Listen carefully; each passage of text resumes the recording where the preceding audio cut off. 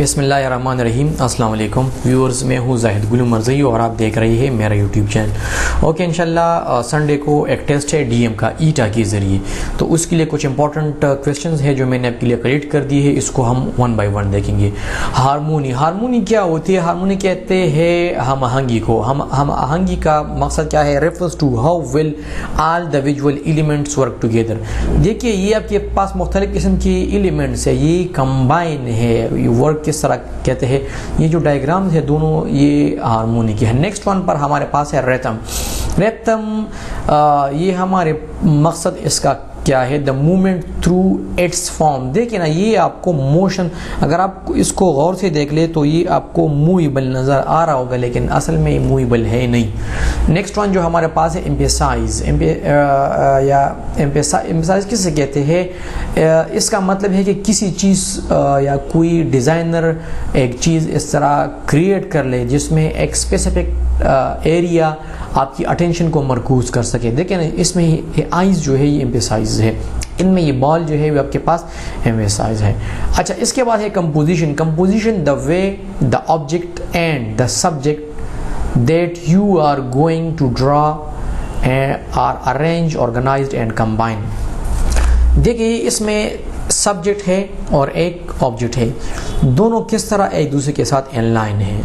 ये देखिए, ये सब्जेक्ट और ये ऑब्जेक्ट किस तरह इनलाइन है, तो इसको हम कह सकते हैं कंपोजिशन। अच्छा, इसके बाद है नेक्स्ट वन हमारे पास प्रिंसिपल ऑफ कंपोजिशन। इसको थोड़ा सा गौर से देख ले। प्रिंसिपल ऑफ कंपोजिशन क्या होती है? द गाइडलाइंस या the rules that artist use to organise. देखिए, इसमें हमारे पास मुख्तलिफ किस्म की चीज़ें हैं। ये देखिए, ये वाला एरिया एम्फेसाइज है, ठीक है, ये पैटर्न है, ये बैलेंस आपको शो कर रहा है, ये दोनों एरिया, ये कंट्रास्ट आपको शो कर रहा है, ये आपको मूवमेंट शो कर रहा है, ये यूनिटी आपके पास शो कर रही है। क्लियर? तो ये पूरी की पूरी प्रिंसिपल्स को हम कह सकते हैं principle of composition. Next one है free hand sketching. Free hand sketching का मतलब ये है कि आपके पास कोई रूलर, कोई मेजरमेंट के इंस्ट्रूमेंट ना हो और उसके बगैर आप कोई स्केच बनाना चाहते हैं या कोई ऑब्जेक्ट आप क्रिएट करना चाहते हैं। Just a simple paper, a simple pencil, paper and your imagination. ये देखें ना, ये आपको नज़र आ रहा है ना, ये एग्जांपल है फ्री हैंड स्केचिंग की। नेक्स्ट वन हमारे पास है हेक्सागोनल शेप। ये तो बहुत सिंपल है, जिसकी 6 साइड्स हो, इसको हम कह सकते हैं हेक्सागोनल शेप। देखिए, ये रेगुलर है, ये इर्रेगुलर है, ये मुख्तलिफ किस्म के हेक्सागोनल शेप्स की एग्जांपल्स हैं, शेप्स हैं। इसके बाद है पर्सपेक्टिव। पर्सपेक्टिव हमारे पास क्या है? जब आपके पास नज़दीक चीज़ जो है वो नज़दीक नज़र आ रही है और दूर की चीज़ आपको छोटी नज़र आ रही है, नज़दीक की चीज़ बड़ी और दूर की छोटी, तो इसको हम कह सकते हैं, इस टेक्निक को हम पर्सपेक्टिव कह सकते हैं। A technique to create the linear illusion of depth. सही है। अच्छा, इसके बाद है कंपाउंड शेप। कंपाउंड शेप का मतलब क्या है? जिसमें हमारे पास कम्बिनेशन ऑफ 2 और मोर देन 2 शेप्स। ये 2 शेप्स है ना, एक ये है और एक ये है, इन दोनों शेप्स के कम्बिनेशन को हम कह सकते हैं कंपाउंड शेप। ओके व्यूअर्स, दूसरा भी हम एक इससे रिलेवेंट एक वीडियो बना रहे हैं, ये उसका पार्ट 1 है और पार्ट 2 इंशाल्लाह हम नेक्स्ट बनाएंगे, वो होगा MCQs टाइप का। क्लियर?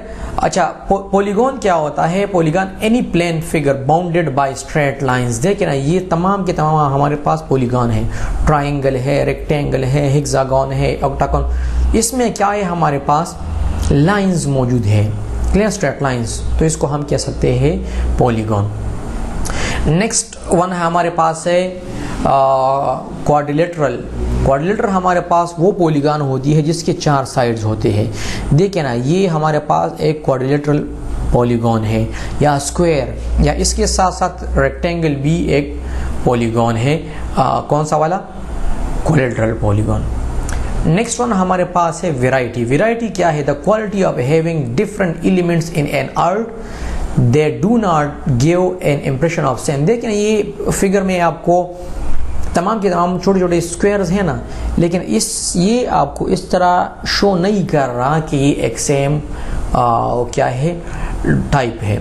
यहाँ पर आपको एक सर्कल शो हो रहा है और इसके इर्द गिर्द आपके छोटे छोटे स्क्वायर्स, तो इसको हम कह सकते हैं variety. Next one contrast. Contrast हमारे पास क्या होते हैं, distinguishes of colour.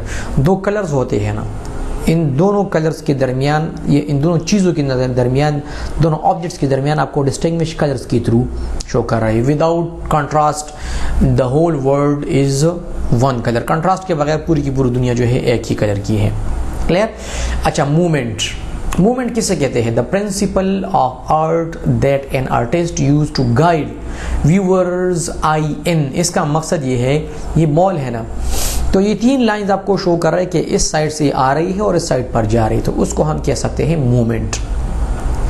Next one पर है स्पेस। स्पेस हमारे पास डिस्टेंस होता है, एरिया होता है, ठीक है, दो ऑब्जेक्ट्स या एक ऑब्जेक्ट की पीसेस के दरमियान। देखिए चेयर है ना, तो ये दोनों, ये चेयर के दो पार्ट्स के दरमियान एक एरिया है, ये तमाम के तमाम एरिया। अच्छा, अभी इस स्पेस को हम, इस एरिया को हम स्पेस कह सकते हैं। ये दो तरह के होते हैं, एक को हम कहते हैं नेगेटिव स्पेस, दूसरे को हम कह सकते हैं पॉजिटिव स्पेस। तो पॉजिटिव, इसका जो एक्चुअल कलर है जिससे ये बना है, इसको हम कह सकते हैं पॉजिटिव स्पेस, और जो इसको अलग कर रहा है इसको हम कह सकते हैं नेगेटिव स्पेस। नेक्स्ट वन पर है आर्ट कम्युनिकेशन। देखिए दो बंदे हैं ना, या दो बंदे आपस में, या दो चीज़ें आपस में कम्युनिकेशन किस तरह कर रही है।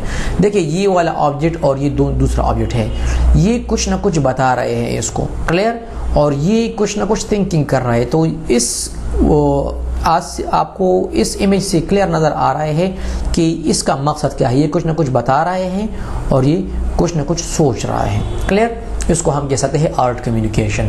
प्रोपोर्शन। प्रोपोर्शन हमारे पास क्या होता है, ये सिंपल है, the relationship of the size of one element when compare to another. देखें ना, ये दोनों सेम है, ये ऑब्जेक्ट सेम है, लेकिन ये प्रोपोर्शन इसलिए है क्योंकि ये अलग ऑब्जेक्ट और ये दूसरा ऑब्जेक्ट, ये इसमें साइज से इससे ज़्यादा है, बाकी सेम है, तो इसको हम कह सकते हैं क्या चीज़, प्रोपोर्शन हम इसको कह सकते हैं।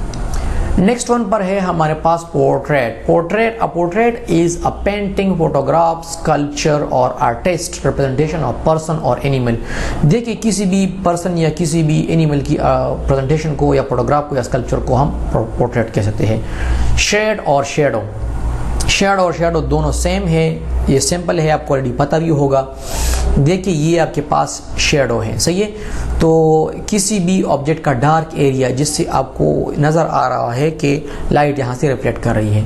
अच्छा, यहाँ पर ये पूरा का पूरा इमेज मैंने इसलिए आपको दिया है ताकि इसमें आपको क्लियर नज़र आ रहा है। इसको कास्ट शेडो भी कह सकते हैं।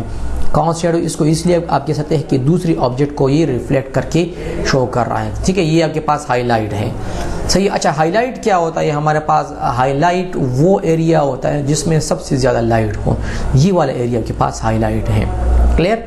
अच्छा, नेक्स्ट वन पर है कास्ट शेडो। कास्ट शेडो मैंने आपको ऑलरेडी बता दिया, यहाँ पर भी थोड़ा सा क्लियर और बता दूं, the result of light being blocked by the object. ये लाइट है ना, इसका ये शेडो है ना, ये दूसरे शेडो ने इसको ब्लॉक किया है, तो इसको हम कह सकते हैं कास्ट शेडो, सही है, कास्ट शेडो।